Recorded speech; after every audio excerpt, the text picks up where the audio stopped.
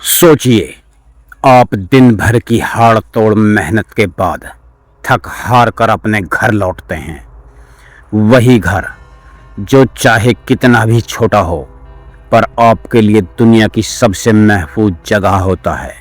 आप खाना खाते हैं, बिस्तर पर लेटते हैं और सो जाते हैं। लेकिन जरा सोचिए, जिस कमरे में आप चैन की नींद सो रहे हों, लेकिन उसी कमरे के एक कोने में रखा हो एक पुराना लोहे का संदूक, और उस संदूक के अंदर आपके अपने ही किसी प्यारे की लाश पड़ी हो। सुनने में ये किसी डार्क सस्पेंस थ्रिलर फिल्म की कहानी लगती है ना, लेकिन दोस्तों ये कोई फिल्म नहीं है। ये एक ऐसी खौफनाक हकीकत है जिसने हाईटेक सिटी गुरुग्राम की रातों की नींद उड़ा दी है। एक ऐसा मर्डर जहां प्यार, धोखा और खौफ का वो कॉकटेल बना, जिसे सुनकर बड़े बड़े पुलिस वालों के भी पसीने छूट गए। मैं आज आपको जो कहानी सुनाने जा रहा हूं, वो सिर्फ एक कत्ल की कहानी नहीं है। ये कहानी है भरोसे के टूटने की। आज हम चलेंगे गुरुग्राम के सेक्टर 54 की उस झुग्गियों में, जहां से आने वाली बदबू ने एक ऐसा राज खोला जो किसी ने सपने में भी नहीं सोचा था। कहानी शुरू होती है बिहार के सहरसा जिले के एक छोटे से गांव मुरली बसंतपुर से। गांव में कुछ खास काम धंधा था नहीं, तो बाकी युवाओं की तरह अमन ने भी शहर का रुख किया। 24 साल का अमन, आंखों में कुछ सपने और एक बेहतर कल की उम्मीद के लिए वो गुरुग्राम आ गया। यहाँ सेक्टर 54 की झुग्गियों में उसने अपना छोटा सा आशियाना बनाया।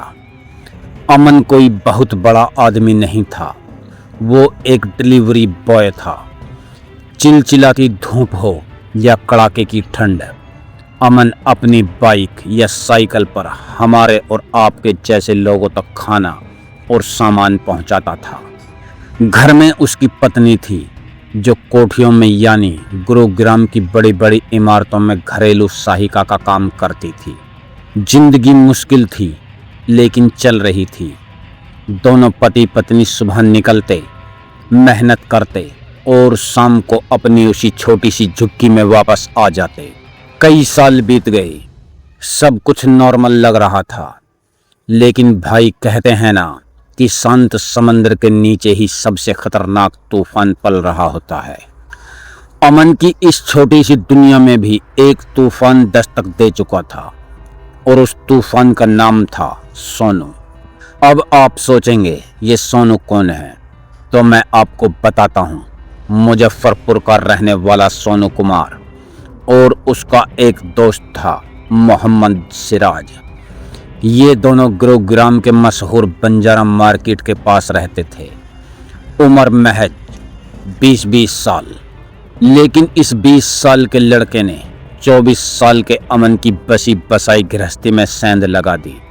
कैसे, ये तो पुलिस की फाइलों में दर्ज है, लेकिन जो बात सामने आई वो ये थी कि सोनू और अमन की पत्नी के बीच नज़दीकियां बढ़ गई थीं।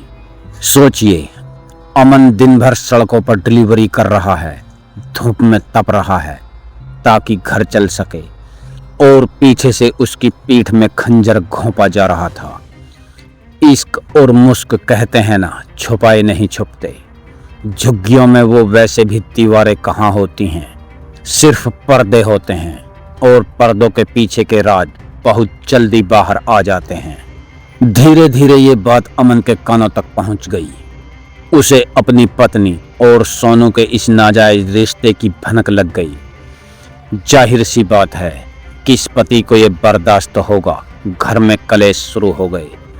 अमन ने विरोध किया, उसने इस रिश्ते पर सवाल उठाए, और यही अमन की सबसे बड़ी गलती बन गई।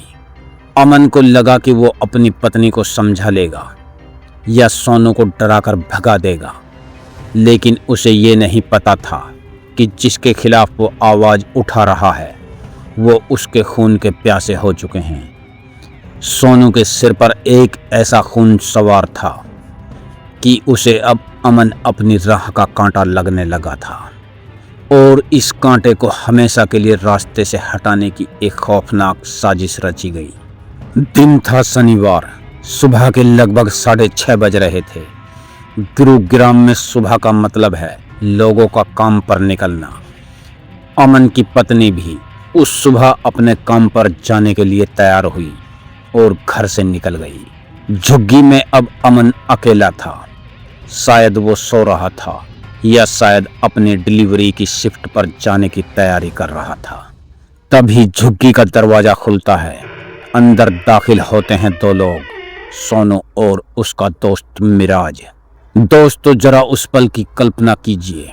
अमन ने जैसे ही सोनू को अपने घर में देखा होगा, वो कुछ समझ पाता या विरोध कर पाता, उससे पहले ही उन दोनों ने उस पर हमला कर दिया।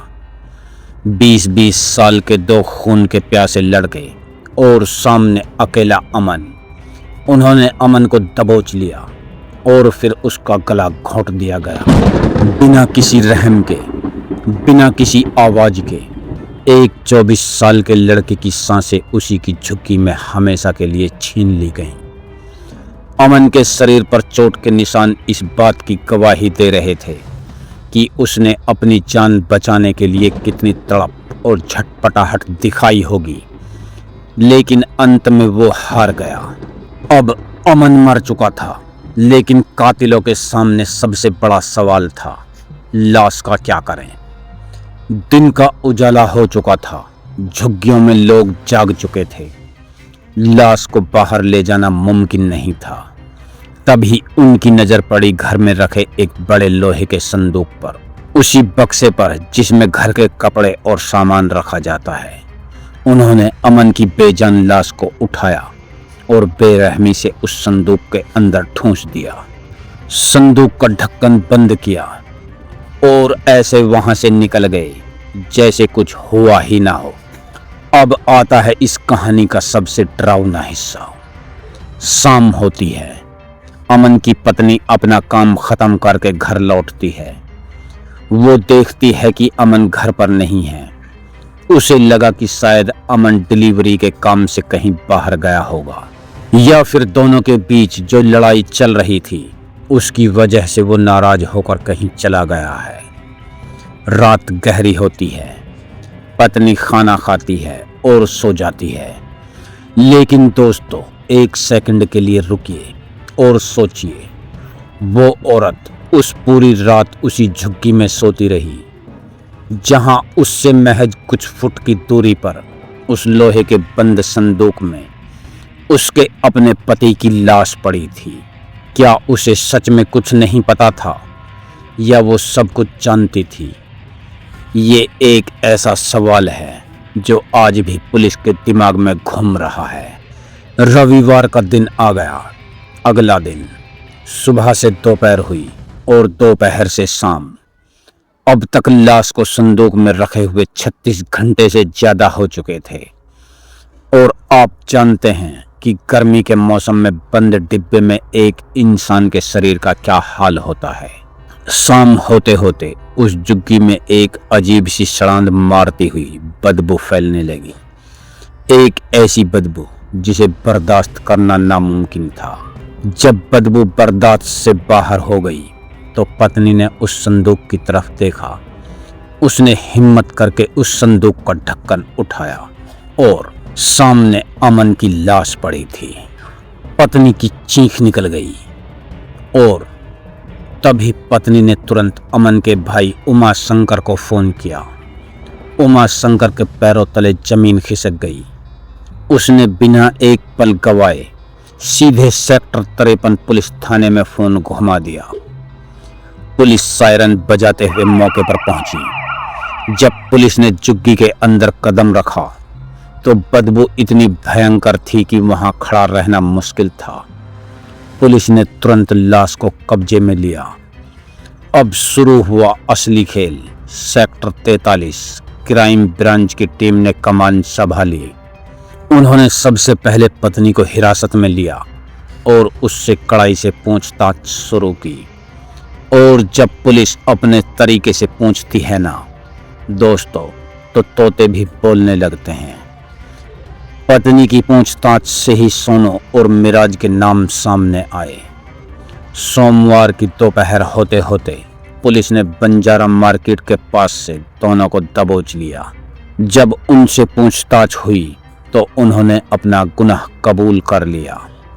उन्होंने बताया कि हाँ, उन्हें डर था कि अमन उनका भांडा फोड़ देगा, इसलिए उन्होंने उसका काम तमाम कर दिया। पुलिस ने दोनों आरोपियों को जेल की सलाखों के पीछे तो डाल दिया है, लेकिन इस कहानी का अंत अभी नहीं हुआ है। पुलिस प्रवक्ता का कहना है कि पत्नी से अभी भी पूछताछ जारी है। अब सवाल ये उठता है कि क्या सच में पत्नी को इस खून के बारे में कुछ भी नहीं पता था? क्या ये मुमकिन है कि कातिल घर में आए, कत्ल करें, लाश छुपाएं और पत्नी को भनक तक न लगे? क्या वो पूरी रात उस बदबू और लाश के पास अनजान बनकर सोती रही? अगर जांच में पत्नी का जरा सा भी हाथ मिला तो वो भी जल्द ही सलाखों के पीछे होगी। एक 24 साल का लड़का जो शायद कुछ पैसे जोड़कर अपने गांव वापस जाने का सपना देख रहा होगा, वो आज एक लोहे के संदूक में दम तोड़ चुका है। प्यार और धोखे की इस खौफनाक कहानी ने हमें ये सोचने पर मजबूर कर दिया है कि इंसान के अंदर का शैतान कब जाग जाए कोई नहीं जानता। दोस्तों, इस पूरी घटना पर आपकी क्या राय है? क्या आपको लगता है कि पत्नी इस साजिश में शामिल थी? मुझे कमेंट्स में जरूर बताइएगा। अगर आपको ये कहानी पसंद आई हो तो वीडियो को लाइक करें और चैनल को सब्सक्राइब करना बिल्कुल ना भूलें। मैं मिलूंगा आपसे अगले एपिसोड में एक और सच्ची घटना के साथ। तब तक अपना ख्याल रखें और अपने आसपास भी नजर रखें।